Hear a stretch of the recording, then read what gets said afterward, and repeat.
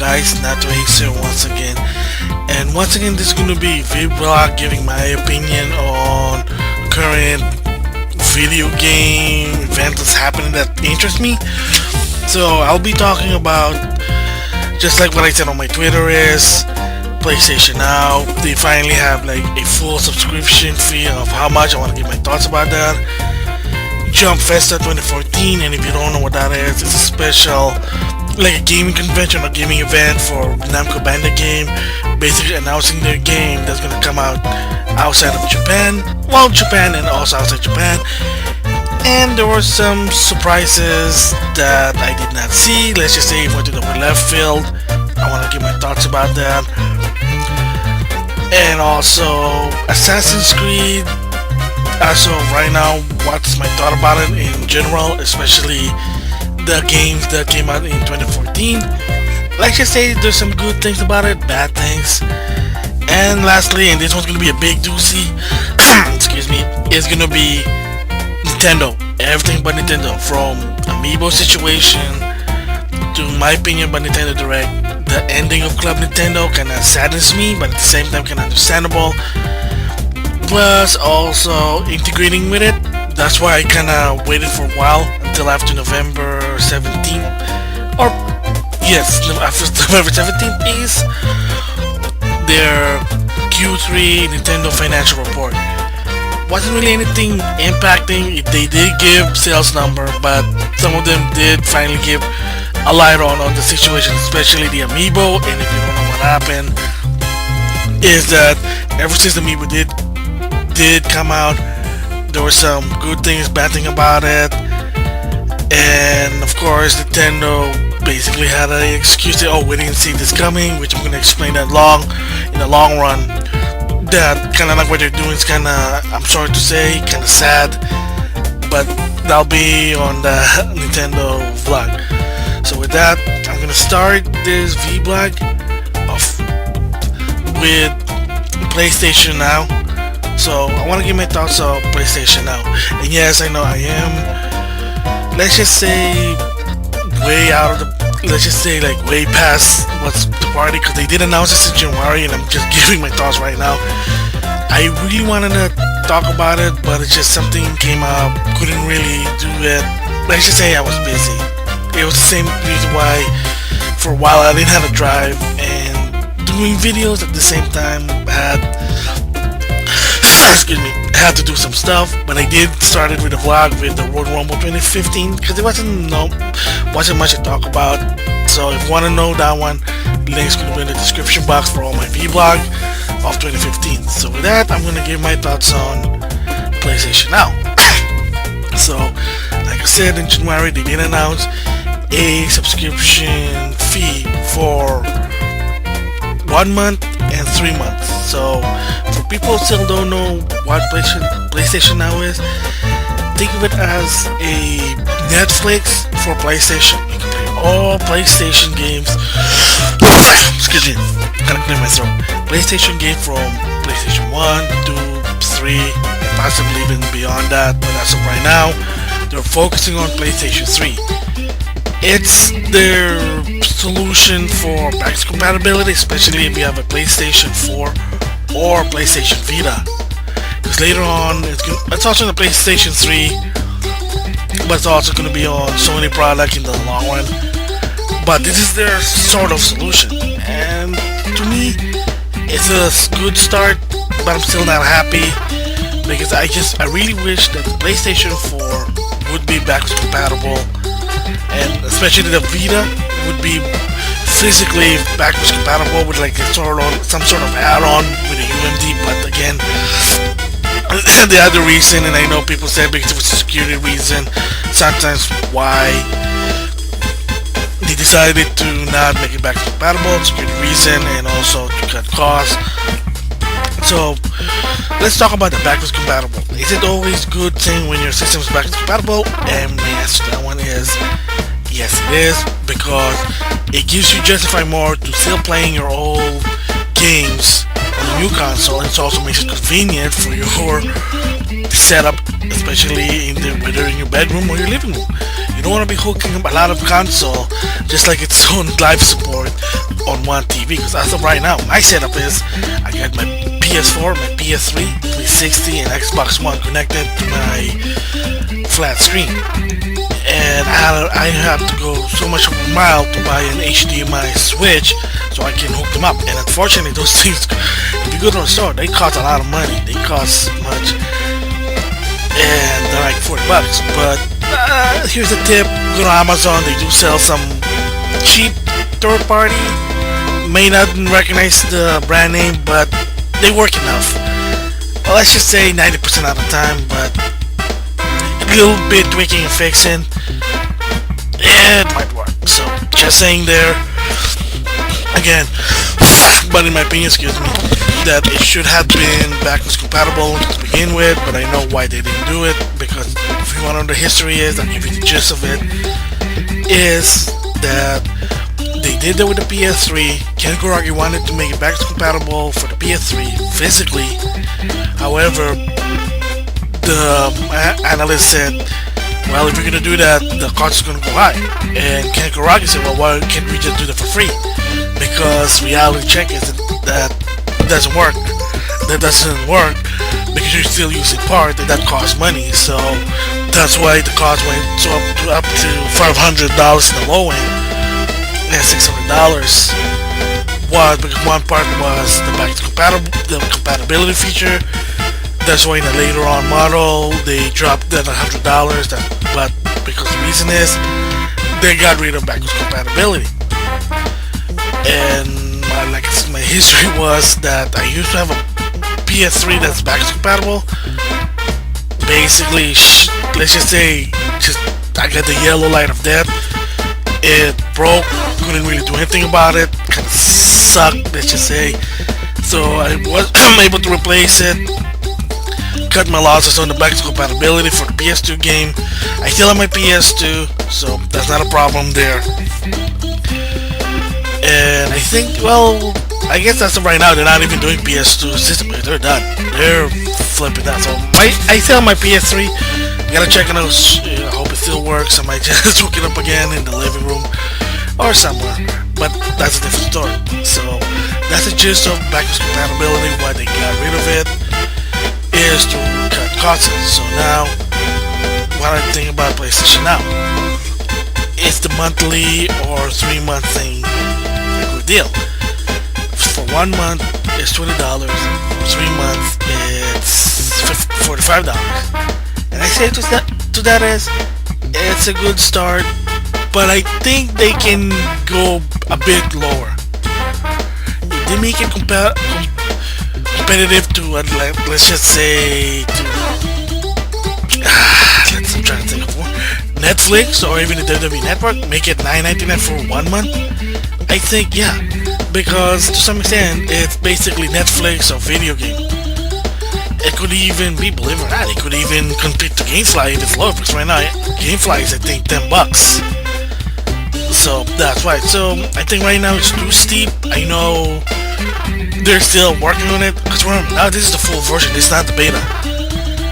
And you do get a 1-month trial, but like I said, just wait for it. Let's see what happens if it goes lower, and hopefully it does. And the sad part of this one too is that it's not really integrated also with PlayStation Plus.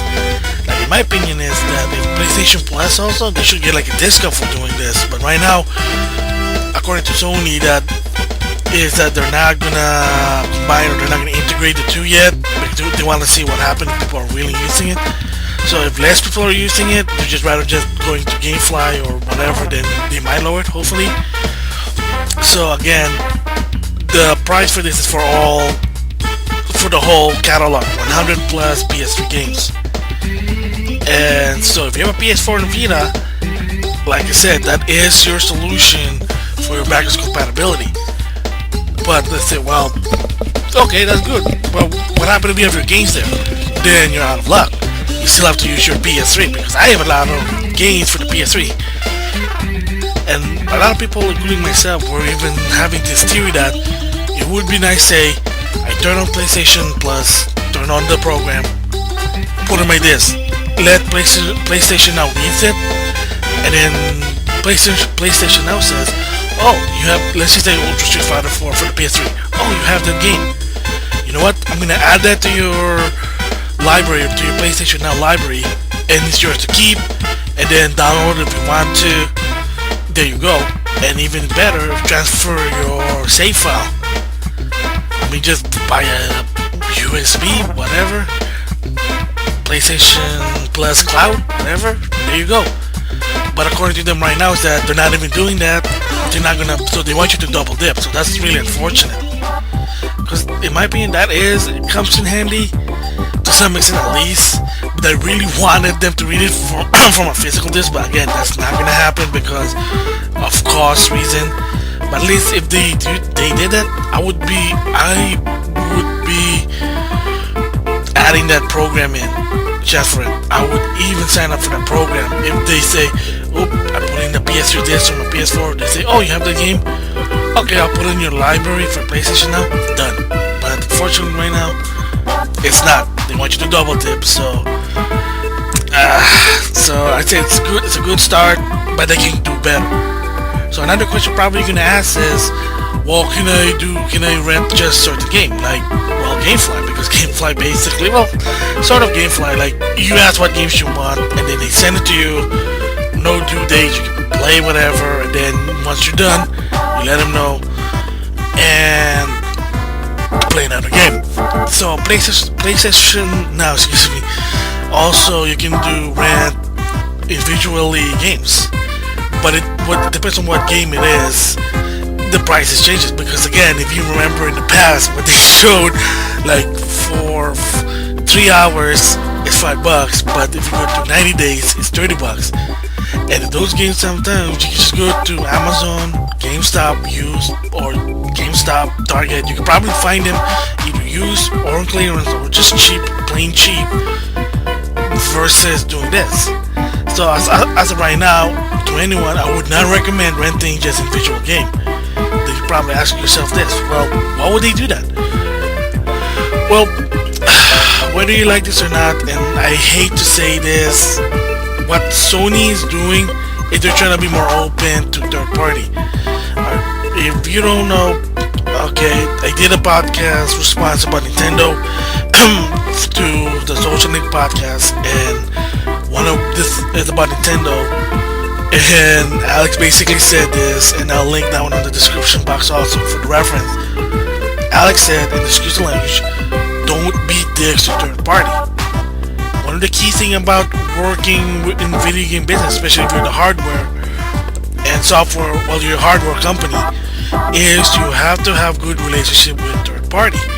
So if you're gonna be giving them a hard time, they might not support you. And that's why Sony now is trying to be more open, more lenient, because believe it or not, in the past, Sony was also in a situation where they were sort of having difficult relationship with certain third party, especially on the PS2 era, believe it or not.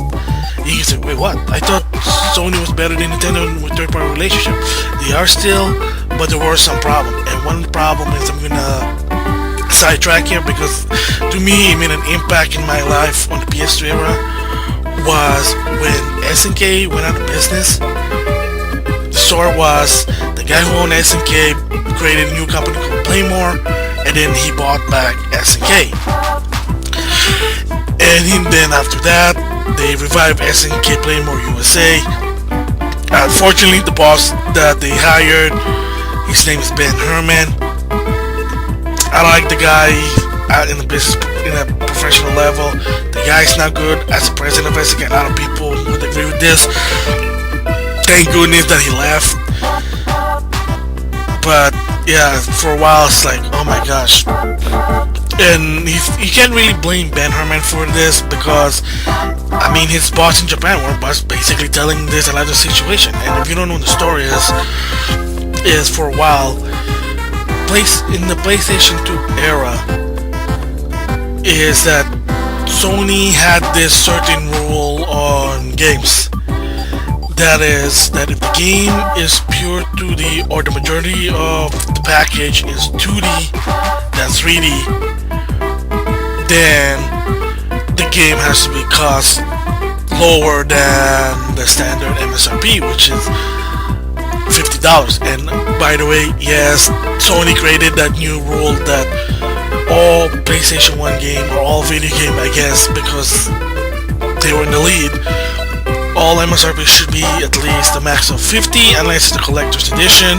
You can go beyond that, but standard game are always going to be $50.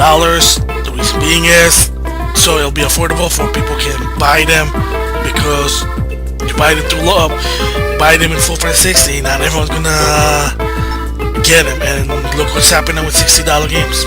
Not a lot of people are buying them, not getting the sale they want, because again, it just costs so much high. And that'll be a different story. I'll probably talk about that, but it's gonna be in a different vlog. So back into this sidetrack story. Like I said, for a while, SNK want to sell their game from $40 to $50. Sony, the PS2 era, said nope, gotta be at least $30 and below. So what happened? So SNK basically did something that they're doing now with Nintendo. They said, fine, we're not making games on your PS2. We're gonna support your competitor, which is the Xbox. And then from there, a lot of the games that I wanted to play on my PS2 because I didn't have an Xbox, the original one, was in the Xbox. And okay, the side note answer there is, did it really help them? And the answer is no, it did not really help them. It went worse. So the irony was, I guess the karma was there, that if they just willing to work with PS2, with Sony, the PS2 era, they probably made more money. From what I heard, they did not, unfortunately. From what I heard, they barely made sale on SNK versus Capcom Chaos, the inferior version of Capcom versus SNK. That barely sold. Metal Slug 3 barely sold. Also, from what I heard, Samurai Shodown 5, which now you can get it now on the Wii, PS2 and PSP, because I have the PSP version. That game did even for $30 by itself. Yep, did poorly sold. They lost money from that one. They owed someone, like they owed money. It didn't even break even, so that's how bad it was. And when push comes to shove, Ben Herman basically bite the dust. When the PS3 came out in, was it 2006? By 2007, a lot of the PS2 games finally came out. Well, they're basically new to your collection. They made it a different, like, anthology, their version. I have all of them, got it for $10, but they were selling it for $14, so you can see what happened there. And Neo Geo Battle Coliseum and King Fighter 11 was $15. And the reason why, whoa, that's even generous than $20. What happened? Well, there's no more online, because PS2 online in America wasn't working. But in contrast, PS2 online in Japan was working. So kind of weird there, but again, side note there. So the bottom line, what I'm trying to say is, yes, PS2 era, Sony did make some bad relationship with some publisher. That's why SNK was one of them. It was a missed opportunity in my opinion, but again, it is what it is. That's the history of it. Now they learned their lesson, because as of right now, SNK and Sony are best friend. So that's the reason why now a lot of the games have weird prices, not the same. It is up to the publisher, it's up to them to price the game individually, but when you're doing the subscription fee, then it's always going to be 1 month $20 or 3 months for $45. That's it. So in conclusion, like I said, if I were you, I would just get the subscription rather than getting them individually. Probably you'll save you a lot of money, but like I said, it should be much better. It should be lower than $5 to $10, or at least $5. So because it isn't interactive, rather than just watching, it's active than passive. There you go. So $15, and the other one should be $40 at least. And they should also have a 1 month, but I guess they're still working on that. So I mean, it's barely starting. Give it more time, and hopefully they do updated, and hopefully they would consider a disc reading so that you can keep the game since you already have it. That would work also, at least. Or heck, just make a PS3 back or an add-on for the PS4 that reads PS2 and PS1, PS2, PS3, and then just hook in a hard drive or USB, or heck, the memory card for the PS2 or PS1. I don't know. So there you have it. That's my thoughts on PlayStation Now. I think it's a good start, but it could have gotten better. So the next one I'll be talking about is Jump Festa 2014. Some of the games that they announced that's gonna come in the US, or let's just say worldwide.